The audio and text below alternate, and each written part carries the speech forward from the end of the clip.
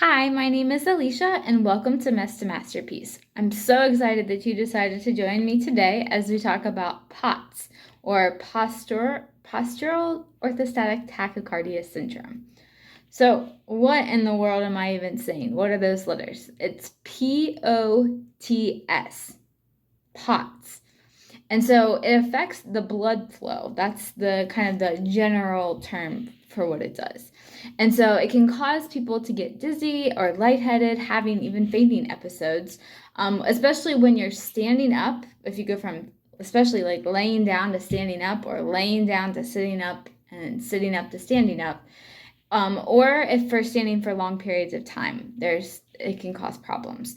And so your heart rate, as far as symptoms, what does it look like? The heart rate can be high or it can be really low.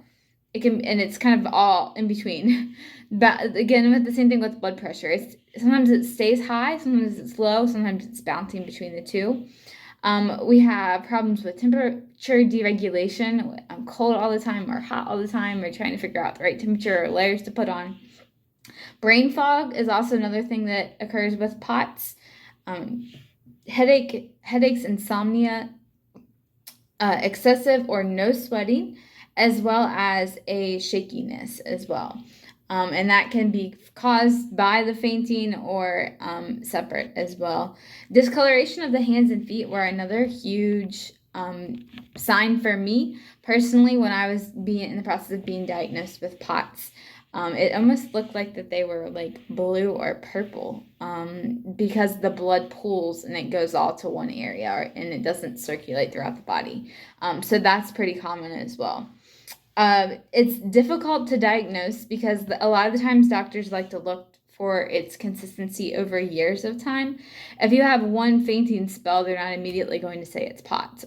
But if you have a consistent problems with that, then that's definitely a good indicator, as well as other means. They like to do what's called a tilt table test, and that's like the proof all that you have POTS.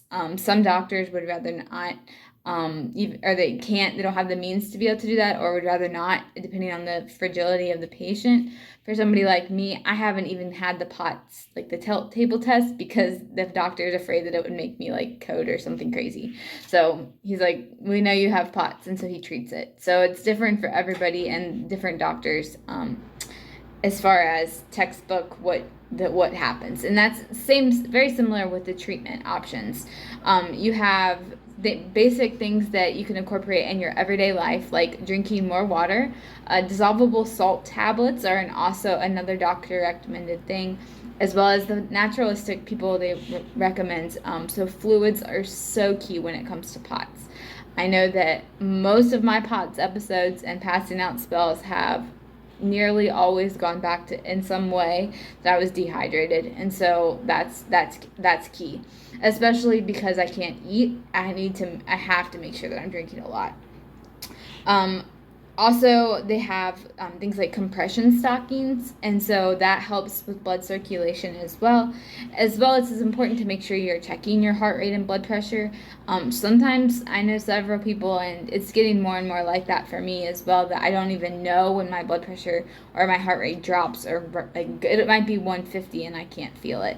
So it's really important to have a good gauge on what your normal is, so when you talk to your doctor that you're able to have numbers and data. They like that as well. So I hope that helps. You have a little bit more information about POTS. And as always, if you have any comments or questions, feel free to message me. I would love to hear from you.